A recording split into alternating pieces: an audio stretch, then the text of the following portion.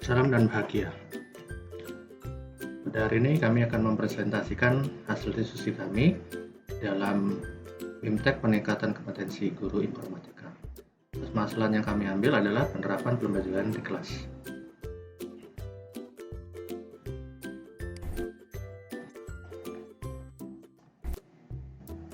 Pendahuluan. Rasional informatika.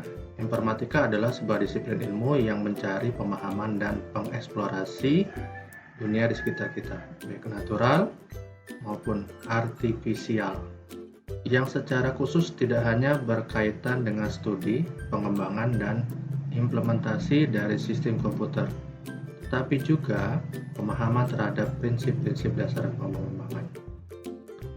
Peserta didik mempelajari mata pelajaran informatika tidak hanya untuk menjadi pengguna komputer, tapi juga untuk menyadari perannya sebagai problem solver yang menguasai konsep inti, terampil dalam praktek, menggunakan dan mengembangkan teknologi informasi dan komunikasi, serta berpandangan terbuka pada aspek lintas bidang. Tujuan mapel informatika adalah mengantarkan peserta didik menjadi computationally literate creator yang menguasai konsep dan praktik informatika.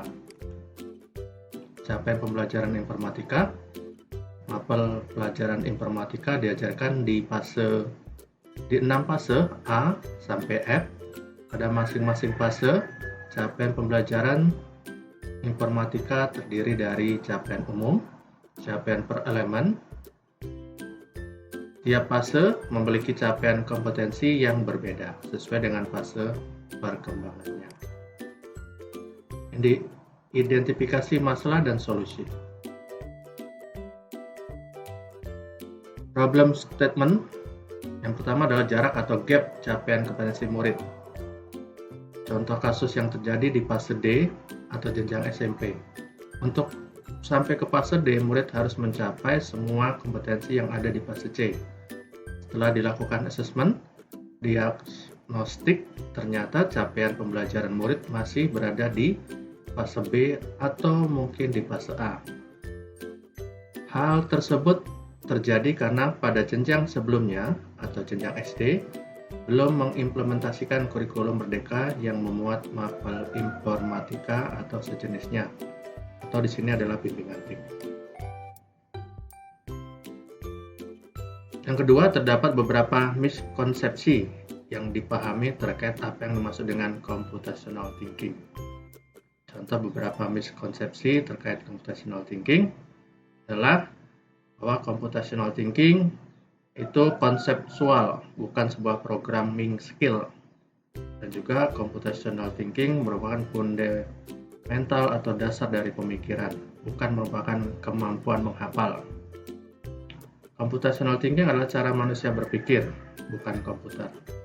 Di mana manusia berpikir secara berbeda dengan komputer.